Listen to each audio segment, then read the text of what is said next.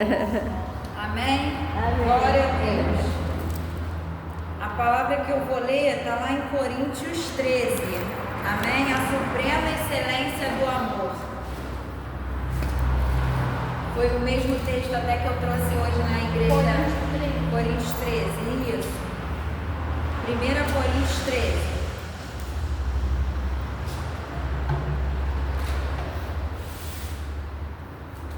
Amém? As irmãs já acharam? 1 Coríntios 13.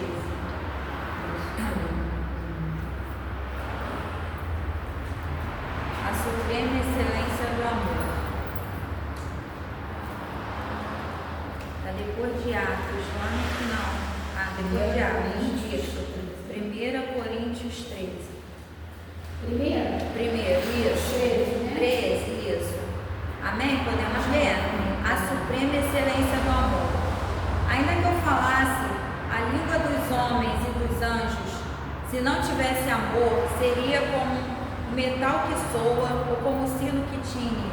E ainda que tivesse o dom de profecia e conhecesse todos os mistérios e toda a ciência, e ainda que tivesse toda a fé, de maneira tal que transportasse os montes, e não tivesse amor, nada seria.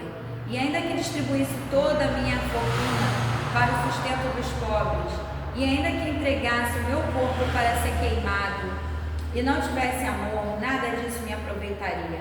O amor é sofredor, é benigno, o amor não é invejoso, o amor não trata com leviandade, não se ensoberbece, não se porta com indecência, não busca os seus interesses, não se irrita, não suspeita mal, não folga com a injustiça, mas folga com a verdade. Tudo sofre, tudo crê, tudo espera, tudo suporta. O amor nunca falha, mas havendo profecias serão aniquiladas, havendo línguas cessarão e havendo ciência desaparecerão. Eu vou pular agora para o 13, tá bom? Agora, pois, permanecem a fé, a esperança, o amor. Esses três, mas o maior deste é o amor. Amém? Amém. Esse texto é muito conhecido, de Coríntios 13, que fala sobre o amor. Às vezes é até fácil falarmos do amor, mas difícil é vivenciarmos o amor.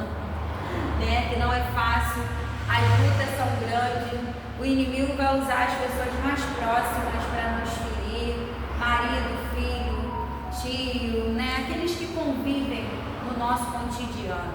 Porque se o inimigo ele pegar uma pessoa ali na rua, te xingar, falar mal de você, aquilo não vai te ferir. Então ele vai usar os mais próximos. Então todos os dias é com a família que a gente mais tem que praticar o amor. Não é fácil, mas temos que praticar, cada dia, amar, perdoar, se não colocar no lugar do nosso próximo. Às vezes o nosso próximo fala uma palavra que para ele não vai nos entristecer, mas aquilo às vezes, o inimigo sabe que aquilo vai nos entristecer e aquela pessoa acaba falando aquilo que vai mexer com o teu coração. Mas a gente não tem que levar as coisas para o nosso coração, porque a vida é tão passageira, ontem, infelizmente, mas tudo está no controle do nosso Deus.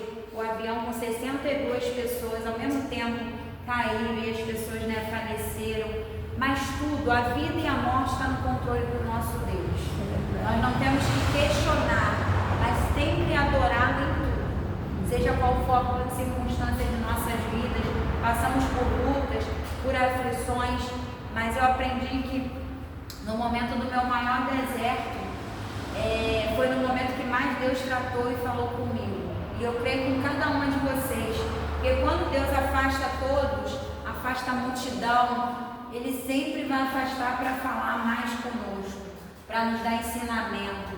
Então os desertos é aprendizado de Deus, é a escola de Deus. Não é ruim. Às vezes a gente perde família, perdemos filhos, se afasta de nós, amizades. Porque muitas das vezes também alguns amigos não nos fazem bem, então Deus ouve conversas que às vezes nós não ouvimos. Então às vezes é necessário tirar pessoas, tirar amizades, marido muitas das vezes, como às vezes é necessário perdermos, mas como está lá na palavra, é necessário necessário perdermos para ganharmos. Então, muitas das vezes vai doer, vamos chorar, mas nós temos que chorar aos pés de Deus, não para ninguém, né? O que a irmã Sabrina falou. Não temos que falar as nossas dores, mas sim orarmos e entregarmos para quem pode nos resolver. E as pessoas vão até saber, mas às vezes não vai te ajudar, ainda vai comentar e ainda teu problema vai piorar. Então não vai ter solução. Quem nos dá a solução é Deus da nossa vida. Então não há necessidade de a gente ficar chorando para um para outro. Se chorar, tem povo até que fala assim, né? Se chorar, chora aos pés do Senhor, em Jesus, como seu consolador. Deus sofrer, uma noite até pode durar, mas o crente sabe que a vitória vem pela manhã. Então cante assim, vou seguir os passos de Jesus, vou levar comigo a minha cruz. Se espinhos ferem os meus pés, eu vou descansar nos braços de Jesus. Amém? A minha filha que brinca comigo, mãe, você está pregando, daqui a pouco você está cantando. É assim, porque conforme eu vou falando, eu lembro de um louvor e aí eu começo a cantar. E minha mãe, a Sara, minha filha, você não é normal não, minha mãe, tudo a senhora canta. Então eu canto sim, estou passando por luta, eu estou cantando. Estou chorando, eu estou louvando. Porque nós temos que passar sim. E a gente vai vencer cada batalha, não é murmurando, é adorando a Deus.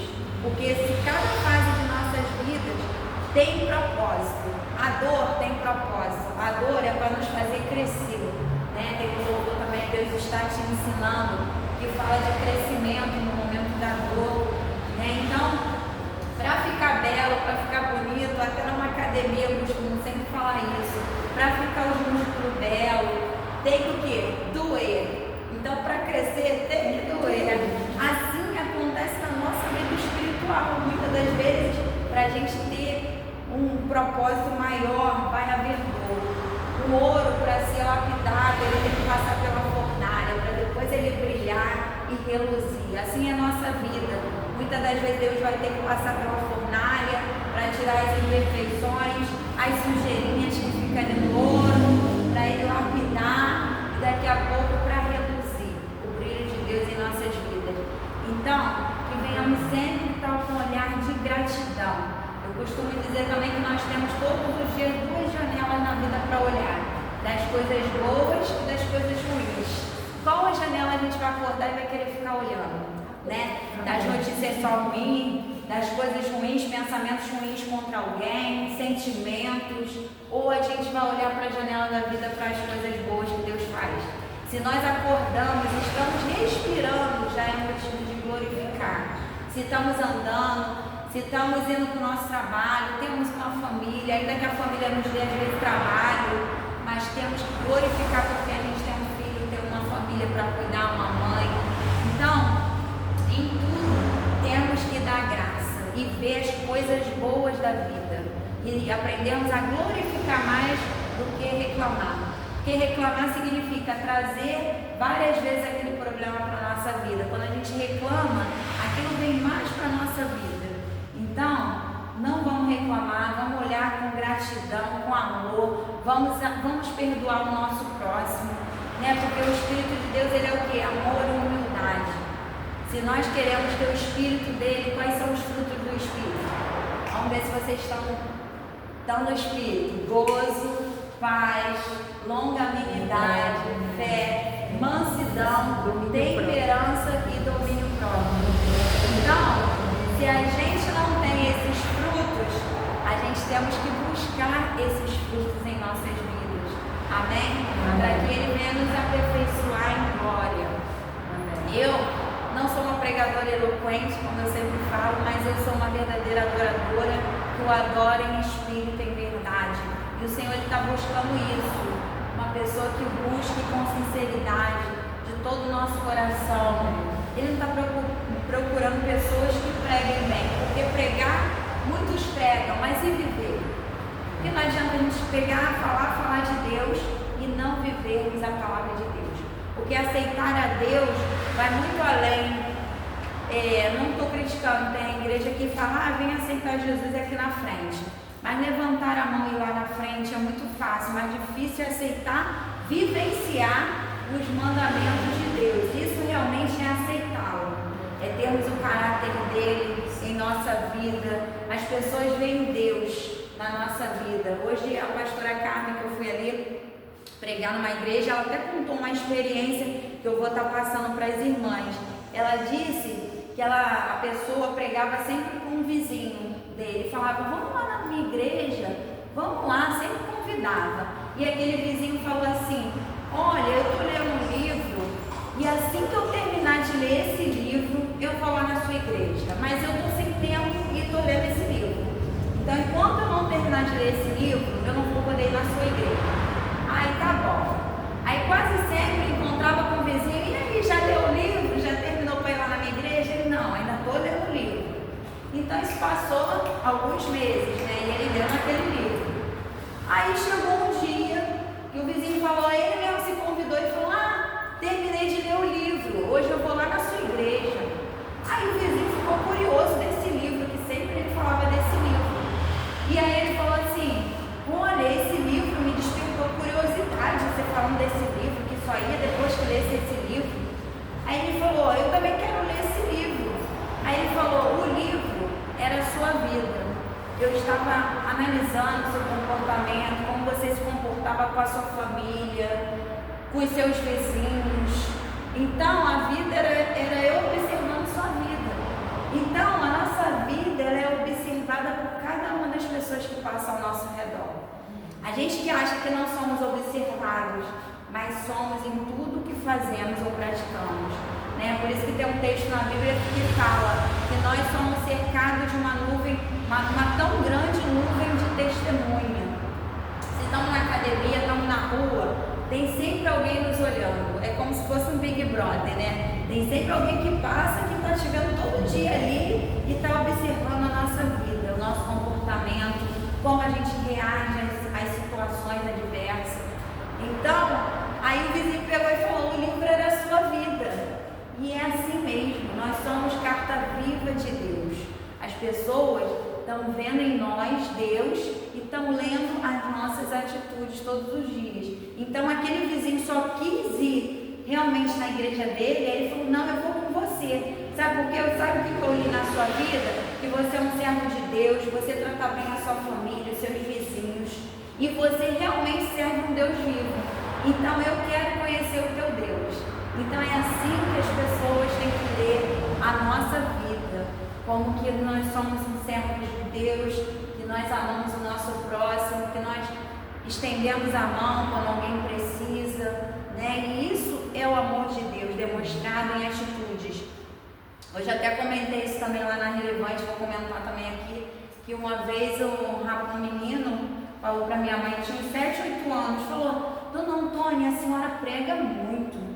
Aí minha mãe, minha mãe tem boca que não fala, assim, nunca foi de pregar assim, ela me ajuda, ela é meu braço direito, ela está sempre ali, é minha escudeira, né? Então ela sempre está atrás dos bastidores, organizando tudo para que o culto aconteça, mas ela fica atrás dos bastidores. Né? Ele falava, não, a senhora prega muito, por quê? A senhora dá um abraço, um sorriso, o testemunho da senhora, o abraço da senhora prega mais do que palavras. Então, que as pessoas possam ver em nós, às vezes não precisamos nem abrir a boca, através do nosso comportamento e do nosso testemunho, venham querer glorificar e servir ao nosso Deus. Amém? Amém. Glória a Deus. Bem breve que eu deixo, eu também preguei hoje sobre Coríntios 13, ali onde eu fui na Relevante, agradeci muito a oportunidade, porque onde Deus me colocar para falar, eu fugia muito do chamado. Então, às vezes a gente tem que ir para o ventre da baleia para cumprir o chamado, né? Como Jonas foi parar no ventre da baleia para poder ser cuspido lá em Nínive, o lugar que eu queria estar nesse lugar aqui. Porque foi um lugar muito difícil para mim, entendeu? E hoje em dia eu tenho que estar aqui pregando. Mas eu creio que o Senhor vai florir esse lugar. Assim como um dia já foi bem florido, aqui já teve quase 200 pessoas. Né? E vai voltar, eu creio que esse lugar vai ser ainda rios de mananciais de rios de águas vivas. Vão fluir desse lugar. E esse lugar de deserto, ele vai ser conhecido como um lugar que jorra a água de Deus. Amém? Uma vez eu questionando por que eu teria que voltar para esse lugar, o Senhor falou, o mesmo lugar que foi a desonra vai ser o lugar da tua honra. Então, muitas das vezes a gente tem que voltar para o lugar que a gente menos quer voltar. E a gente vai ter que voltar para o lugar que é necessário Deus ainda tratar algo, Deus florescer, Deus nos curarmos, Deus vivificar a palavra dele em nossas vidas. Então, muitas das vezes, o lugar que a gente menos queria é o propósito de Deus a gente ir, e a gente não pode ficar lutando contra os projetos de Deus, que senão a gente sofre. Aí eu estou pregando, é uma luta, porque eu sou uma pessoa tímida, eu falo e ninguém acredita. Porque um dia eu só ficava ali no meu cantinho, quietinha, não falava nada, queria ficar no meu cantinho da minha comodidade. Mas o Senhor falou, sai daí, ó, vai lá, você vai ter que pregar. Sai da zona de conforto, vambora que o povo quer, você vai ter que falar, abrir a tua boca. Falei, Senhor, eu me sinto uma menina, não me sinto capacitada. Aí ele fala, eu não escolho os capacitados, mas eu capacito os escolhidos. Então vem, você se acha uma menina, mas abre a tua boca que eu cá encherei. Então, é assim. E eu creio que eu vou preparar mulheres fortes, guerreiras. Deus está me fazendo preparar muitas mulheres. E o Senhor falou que através das minhas feridas eu seria curada e muitas mulheres me procurariam para aconselhamento, para me orar. E isso tem acontecido. O Senhor tem cumprido esse propósito que Ele falou no meu coração. Amém? Vocês estarem aqui, com certeza é o propósito de Deus. Glória a Deus. Se cumprindo e vai florescer na minha vida e na vida de vocês. Amém. E Deus ainda realiza sonhos. Amém. Ele falou isso pra mim, Aline, Deus ainda realiza sonhos. No momento que eu estava passando também muito difícil da minha vida, né? Aí aquele louvor, a pessoa cantou aquele louvor, Volte a Sonhar, da Elaine Martins, né? Volte a sonhar, se por um tempo a dor te fez parar, volte a sonhar, Deus ainda realiza sonhos. Então, assim como Deus profetizou que ainda ia realizar sonhos, eu profetizo na vida de vocês e Deus ainda vai realizar sonhos. Em nome de Jesus, na vida de cada uma de vocês que estão aqui. Amém? Amém. E eu agradeço a minha oportunidade. Palmas para o nosso Deus.